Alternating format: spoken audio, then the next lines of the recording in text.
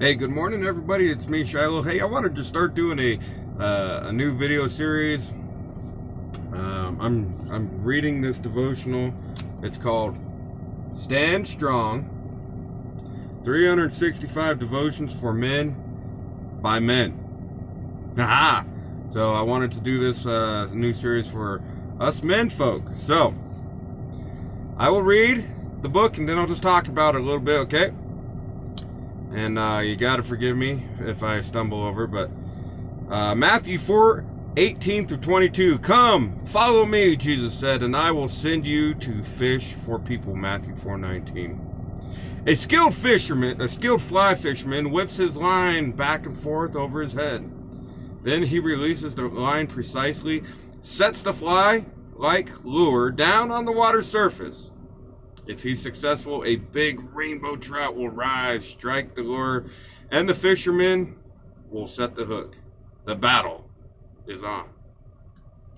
That's one way to catch fish. Halibut fisherman, which my father-in-law is a halibut fisherman, which is kind of cool because he's kind of a short man in stature, and he pulls out these. He has these pictures of him pulling out these halibut, and these halibut are huge. They're like 150, 200 pounds. And he's standing next to him, and they're just ginormous, and it's cool to see pictures of my father-in-law as a smaller man in stature be able to pull these halibut out of the water. So, but halibut fishermen use another method. They go out on the ocean and drop a baited hook about 125 to 150 feet in the water. When one of those big flat fish goes for the bait and is hooked, he begins a long ride to the surface. Jesus told Peter and Andrew to follow him. He would make them fishers of men. Matthew 4:18 and verse 19.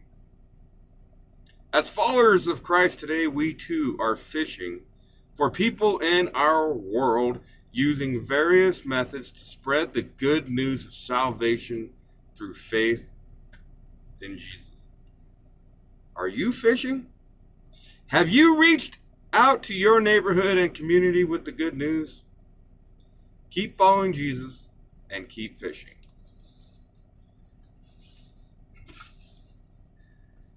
You know, every day is a fishing adventure. We get to go wake up. I work with a bunch of guys who probably have never even heard about Jesus, and I try to preach. I heard it said one time, preach the gospel. And if you must, use words. So I try to preach to these guys using only actions. Well, not using only actions, but I try to preach to them and let them know that I am a Christian without actually, standing on a soapbox and opening up the Bible to them and preaching, because I know that would drive them away. They wouldn't want to listen to me.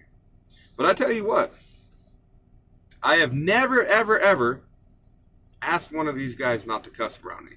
Not once. But I don't cuss. I don't say any type of foul language whatsoever. I try not to anyways. And these guys, when we're all kind of in the huddle, they're smoking their cigarettes and doing whatever, they'll start dropping the F-bomb and this and that. And then they'll go, sorry, Shiloh. Hey, man, it's you don't need to apologize to me. You got, just a man upstairs. And but I've never asked them. I've never said, hey, don't cuss around me.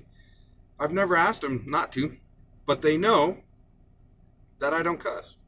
They know that I'm a Christian, and so they purposely try to watch themselves as I'm around them.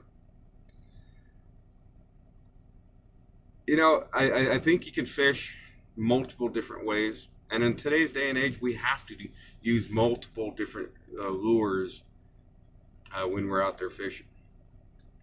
If I went up to these guys the first day I met them and high-fived them and said, woo, hey, guess what? God bless you. I'm a Christian, and I want you to know that your lifestyle isn't pleasing to God, and eventually you're going to end up in hell. And so, hey, good luck with that. But if you want to know how not to go to hell, come talk to me and I'll let you know. I don't think that would work. What I do think works though is treating them like people. Yeah, they have a lot of things they do a lot of things I don't agree with. They have lifestyles I don't agree with. One gentleman that I work with he went to Vegas last weekend and he was getting married to his uh, previous girlfriend's sister, that he already has a baby with her, and he has a baby with the previous girlfriend, and it's not, hey man, I don't necessarily agree with it, but who am I to say something like that, right? Anyways, I don't I don't want them to feel like, hey, I'm superior to you, so I don't do anything. I don't try to tell them that they're sitting at that point. Now, after I've become friends with them, and they come up and ask me and say, "Hey, how come you're so different?" I'll tell them, I'm a Christian. I want to live my life that's pleasing to the Lord. I'll tell them that God is good and that He can change their life as well. I'll tell them a little bit about my testimony where I got saved, when I got saved in Okinawa and this and that, and then I'll throw out that line and see if they take a bite out of it. If they hook on, then I'll get on further. But we got to go out there and we got to be obedient to God, and we got to be fishers of men, fishers of women, of course. Um, just live good examples. Live to God's glory, and He will bring the people to you that need to be saved, and He will touch the people that need to be touched. And keep praying for these people. I pray for my coworkers every single day. I pray that God would just touch them and bless them. And I just